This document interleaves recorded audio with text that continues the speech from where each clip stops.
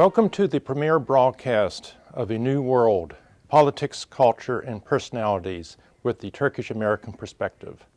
This program is made possible by a generous grant from the Turkish Coalition of America. The program will bring to viewers news, opinions, and commentary from the nation's capital in Washington, D.C. I am Lincoln McCurdy, President of the Turkish Coalition of America, better known as TCA. The Turkish Coalition of America is an educational, public charitable organization established in 2007 that is committed to building coalitions and working with all like-minded organizations based on shared values. For more information on TCA, please check out our website, www.turkishcoalitionofamerica.org.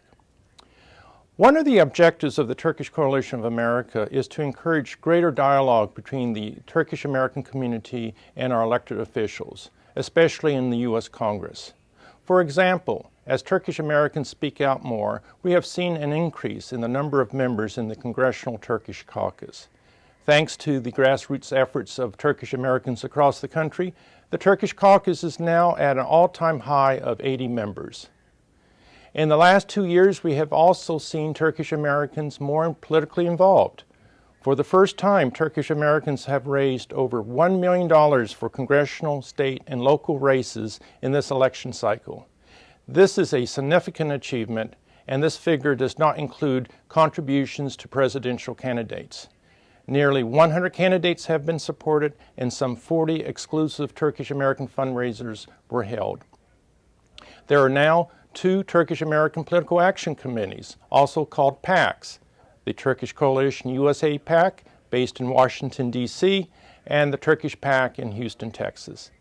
These 2 PACs have contributed over $135,000 to candidates who understand the importance of U.S.-Turkish relations. A 3rd Turkish American PAC may be established in the state of California.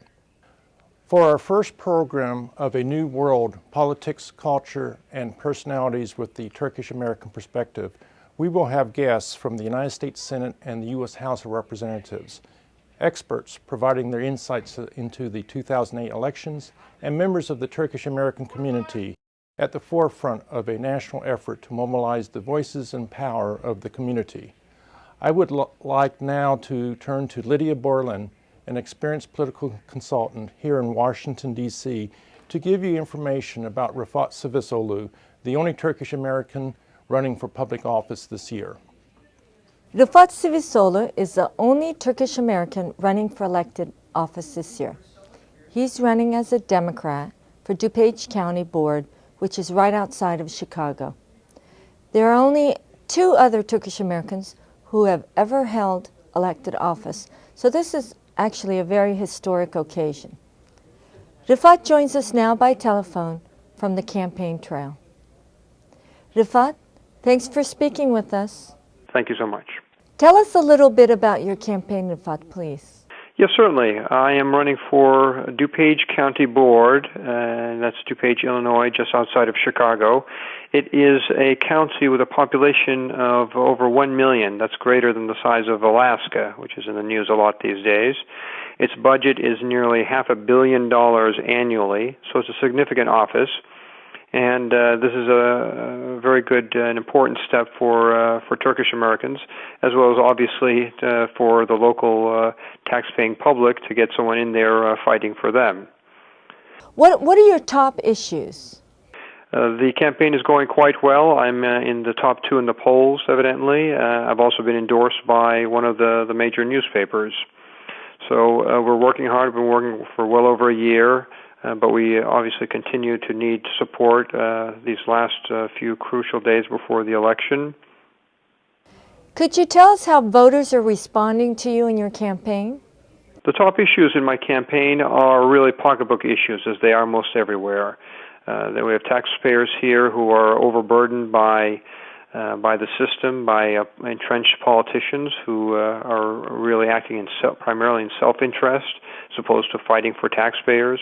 So they've seen their property taxes and assessments go up to record levels. They've seen service cuts. And what's behind this? Cronyism, patronage, there are structural defects such as the county board members accept campaign contributions from companies who do business with the county, and this is obviously very improper, and these are some of the reforms that I'm going into to help institute. Rifat, can you tell us how the response has been from the Turkish American community? Turkish community response has been good but isolated, I would say. There are pockets of support. Those who have been very active. In fact, in my campaign office as we speak, I've got about 4 volunteers working furiously, and others that come in on a regular basis. The support is not what it has to be if we're to be successful on a broad scale, certainly.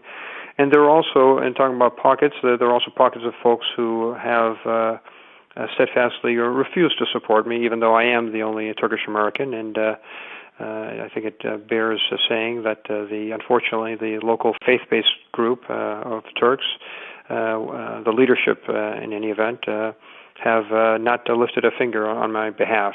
But offsetting that, I've had a great contribution from people as far away as California, Florida, so ranging from students to doctors, businessmen, store owners, giving what they can. And for me, whether it's a $5,000 contribution for a business executive or $25 from a retired person or student, they have the same weight, the same value. And that's been very rewarding. In addition to, as I said, the local volunteers, I've got a mother-daughter team. Daughter is a wonderful child, 10 years old. Mother is a hard-working single mom. And they're out here every week for me, as well as another family, father, mother, and a teen daughter, and they're out here working harder than you can possibly imagine. And of course, I contrast that with those who could help me and don't, unfortunately. But we're going to persevere, and we're going to succeed nonetheless. As a Turkish American, do you consider your candidacy symbolic or trailblazing? Well, yes. In some respects, I certainly can be considered an example, and that's really a large part of why I was running, in addition to obviously addressing the local issues here. I want to set an example to new immigrant communities broadly and Americans generally who are not involved in the political process, as well as specifically our Turkish American community, that this is not an option to stand by the sidelines and let other folks dictate decisions on our behalf, and more often than not against us. And the way to do it is by local involvement. It's very glamorous, very exciting to get involved in the national level and debate it on end. But the reality is our ability to affect national races is just about nil. We just don't have the political power, neither in terms of contributions nor of volunteers, certainly, to make any difference. If we were to give $1 million as a community, which we certainly aren't nowadays, and someone would come along, give $2 million, and that would be the end of that. It would never have any sort of say. What we have to do is get them all locally, take that money, take that energy, and just as other immigrant communities have done before us and shown us the way, we need to get local officials elected into office, and on a broad scale, and in every area where there are Turkish Americans living, and a variety of different posts. There are a whole host of them that, no matter what your age, from 18 to 80, you could run for and get elected to.